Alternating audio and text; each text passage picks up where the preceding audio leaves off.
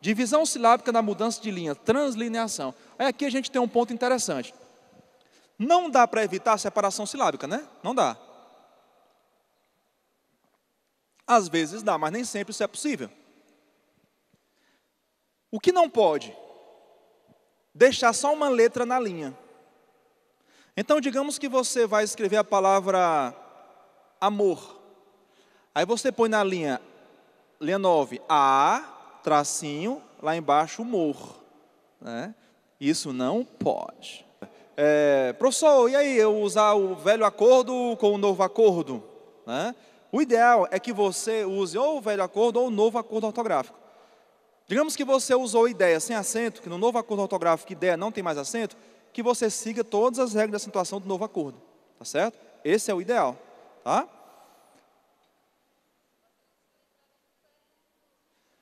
Aí reza. Se não se lembrar nem do velho nem do novo, né? Não, mas vai dar certo, vai lembrar sim. Tá certo? Então, cuidado nessa separação silábica, para você não deixar só uma letra na linha. Na linha 9 você tem consciência, aí não deu. Só perguntar uma coisa a vocês. O que está além da margem, conta. Por exemplo, margem direita. Consciência. Se eu colocar o azinho fora, conta ou não conta? Não. A margem é o limite. A gente tem que aprender a trabalhar dentro do limite. E o hífen fora, conta? Não. O ideal é que ele fique do lado da palavra, mas se não couber do lado, que ele fique embaixo. Agora, se ele ficar embaixo, o hífen, que ele não fique em cima da linha, porque pode se confundir com a linha, e que ele não corte a letra de baixo, porque pode ser que você tenha um L, esse L vire um T, tá certo? O que era falo, vira fato, né? Então, cuidado com essa separação silábica, que também evite separar uma palavra que vai mudar assim o sentido, tá? Mudando o sentido. Por exemplo, eu tinha uma redação de aluno em que ele falava sobre a Guerra Santa, o jihad. E para não repetir, ele usou disputa santa. Aí ele colocou o diz na linha 9 e puta santa embaixo. Ó. Aí eu digo, é falha. Diz puta santa. Conhece alguma? Né? Então fiquem atentos a isso, tá certo? Isso aí se chama translineação inadequada. É translineação inadequada também separar alguns dígrafos. Pessoal, perdoe-me perguntar isso, tá? Mas eu vejo em redação. NH, a gente separa? NH, LH, CH. O aluno separa em redação. Aí disse, não, professor, não coube. Um erro justifica o outro? Não. Tá certo? Por outro lado, tem aluno que deixa junto o RR e o SS. RR e SS na separação silábica, né? Separam, tá? Então vamos adiante, ó. Ok? Então a competência 1, tudo que se refere à escrita e à gramática. Já comecem a estudar isso. Se você tem dúvida, por exemplo, ortografia, acentuação, comece a praticar. Quando eu fiz vestibular, tá? A minha nota na redação não foi muito boa, não. Eu percebi que a pontuação não foi o que eu queria, devido a aspectos gramaticais. Então fiquem atentos a isso. Fala, garoto.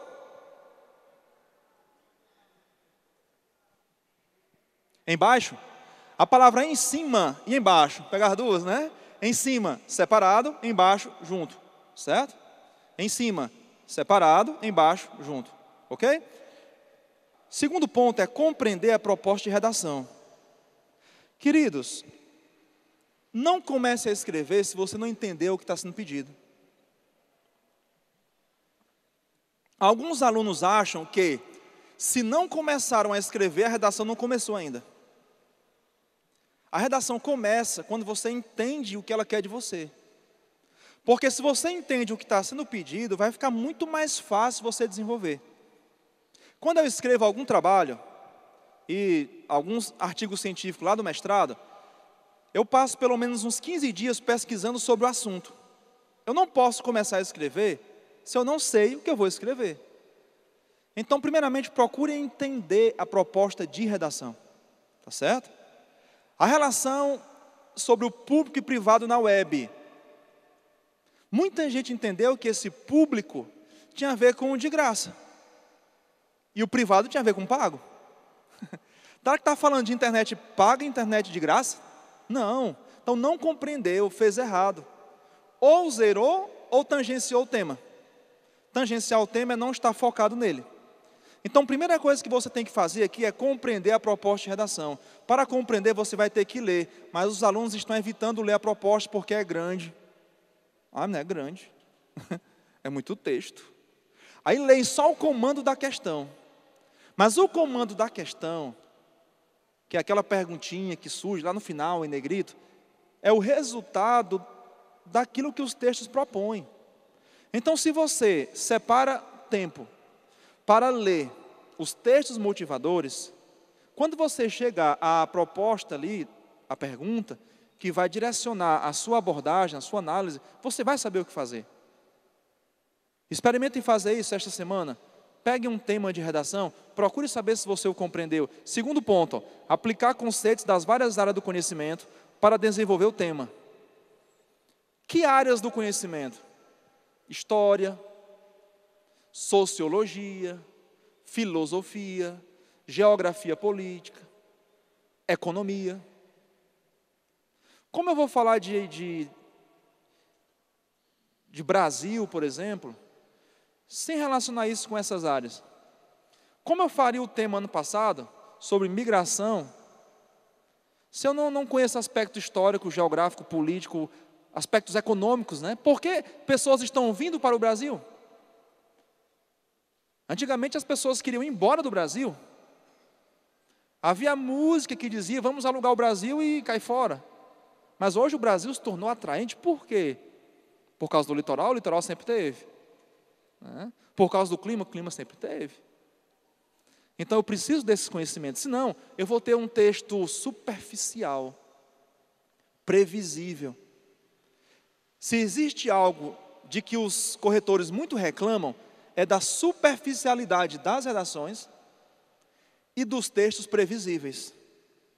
Queridos, eu vou pedir a vocês de novo, passem a ler mais a partir de agora.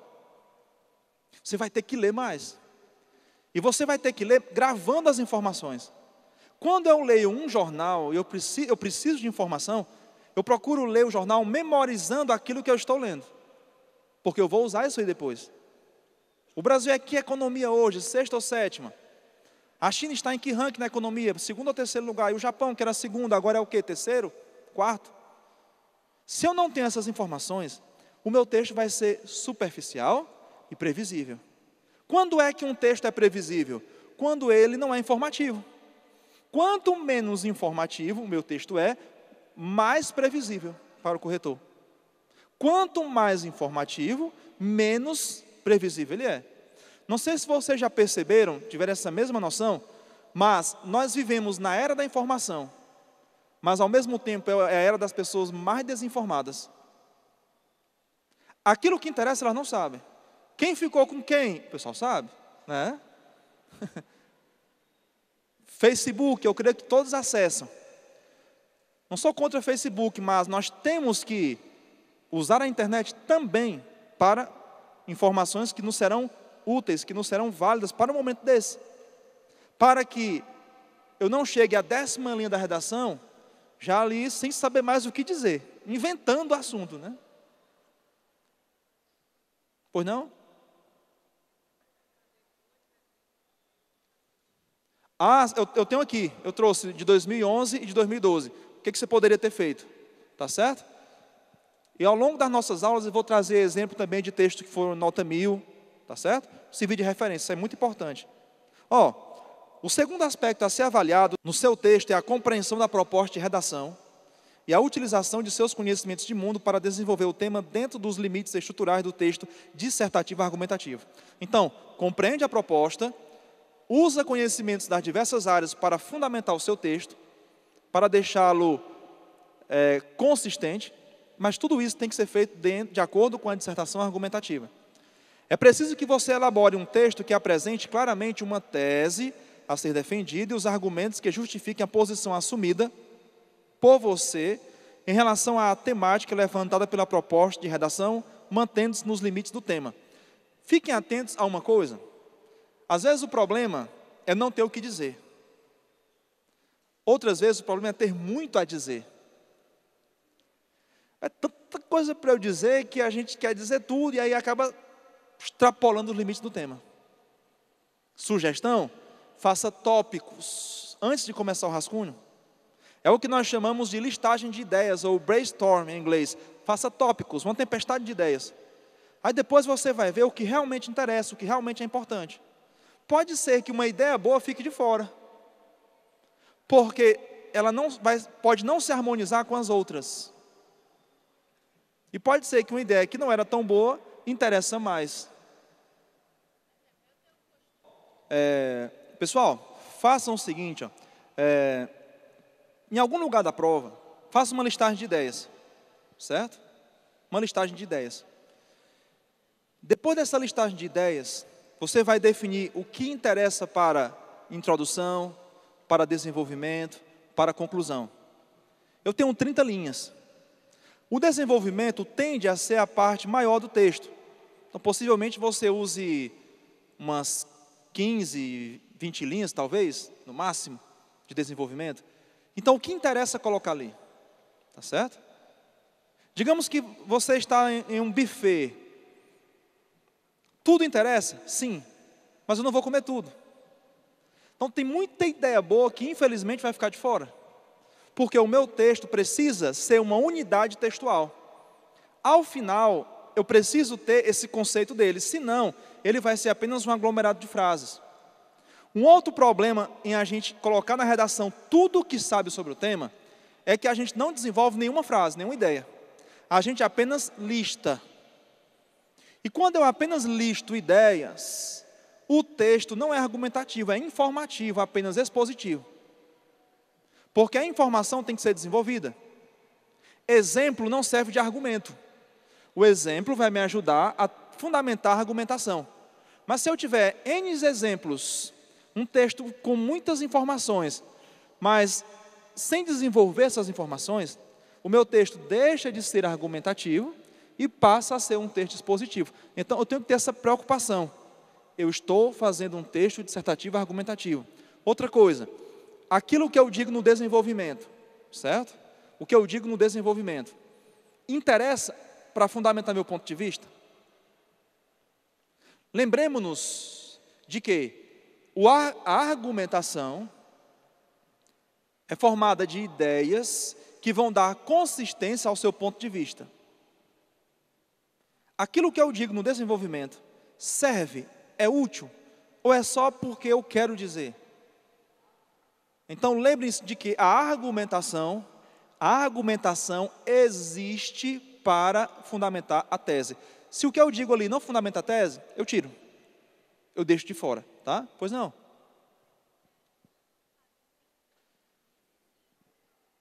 Fazer perguntas, menos na conclusão, tá?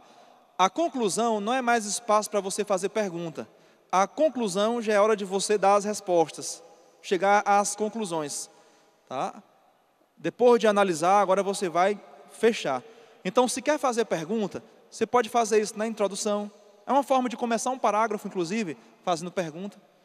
Agora, é interessante que você responda a essas perguntas. Que essas perguntas tenham um propósito na redação. Que não sejam perguntas óbvias. Por exemplo, será que é importante combater a inflação? É óbvio. Será que é importante investir na educação? Óbvio que é. Então, que não sejam perguntas óbvias, que elas não venham na conclusão e que elas sejam respondidas de alguma forma. É claro que algumas vezes a pergunta é apenas retórica, para levar o leitor a pensar. Agora, fuja do óbvio, porque esse leitor é o seu avaliador, é o seu corretor. Não transfira em hipótese alguma a responsabilidade para o corretor. Em que sentido? Às vezes nós temos uma ideia incompleta, uma ideia vaga, uma ideia que não está muito bem montada. Aí eu penso assim, não, o corretor vai entender. Ele vai entender? Vai entender que eu não soube escrever, tá certo? Porque ele não está sendo avaliado. Tem uma pergunta aqui que diz assim, tem que ficar atento com palavras repetidas, uma perto da outra? Com certeza. a repetição de palavras-chave não é problema. Então, digamos que você está falando sobre desemprego. A palavra desemprego vai aparecer mais de uma vez na redação? Vai. Isso é uma repetição desnecessária? Não. A repetição que é erro é a repetição desnecessária. Por exemplo, a palavra mas é uma conjunção adversativa. Tem sinônimos a palavra mas? Tem. Então, eu considero repetição desnecessária você usar mas 2 vezes na redação. E às vezes o aluno nem mas usa mais com i. Confunde, né? Lá em Porto Alegre, algumas pessoas falam mas. Não tem como errar, né? Mas. Ela estudou mas. Queridos, mas, porém, todavia, contudo, entretanto, no entanto. Usar porque 2 vezes na redação é desnecessário. Porque tem conjunções que têm o mesmo valor, valor de causa. Quais são que eu poderia usar? Porque, visto que, uma vez que.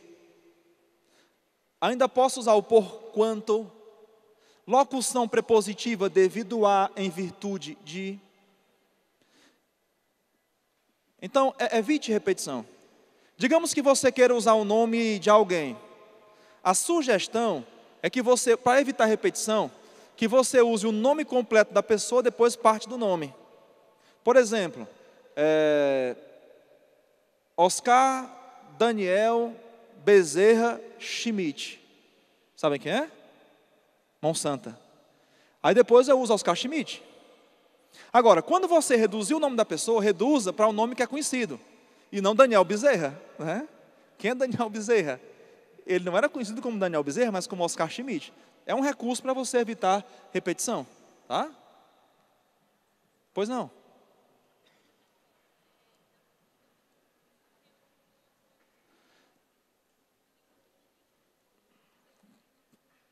Na conclusão, queridos, não. Pergunta não, viu? Na conclusão, pergunta não. Lembrem-se, rimou. Na conclusão, pergunta não. Certo? Na conclusão, pergunta não. A conclusão é a proposta de intervenção. Agora, olha só que você me ajudou agora numa coisa. Como eu vou apresentar uma proposta de intervenção se o meu texto não tem uma problemática desenvolvida? Vocês têm que aprender a fazer uma tese que seja do tipo situação-problema. Alguns alunos, escreva isso, que é muito importante, viu, por gentileza? A tese deve ser uma situação-problema. Os nobres amigos, grandes professores chegando aqui ao ginásio, sejam bem-vindos. A sua tese deve ser uma solução-problema. Situação-problema, situação-problema. Porque se essa tese não é uma situação-problema, você vai ter dificuldade lá no final. Como eu vou ter proposta de intervenção, se eu não criei uma problemática no meu texto? Evite tese do tipo proposta de solução. Eu tenho percebido, corrigindo textos, que quando a tese do aluno é uma proposta de solução, ele vai ter dificuldade de problematizar o tema. Por exemplo, para resolver o problema da violência, é preciso investir na educação. Esse tipo de tese, com certeza, vai impedir que haja uma problemática sendo desenvolvida, porque ele já tem a solução. Não se criou uma situação-problema. Então, relembrando aqui, essa tese deve ser clara, fácil de ser encontrada. De preferência que ela venha na introdução, no final do primeiro parágrafo. Olha, redações nota 1000, você pode encontrar, de vez em quando, na internet você encontra, tá? Não é muito fácil encontrar, vai ter que pesquisar. Agora que o Enem está liberando redações, mas geralmente libera para o candidato apenas, né? E não torna público isso.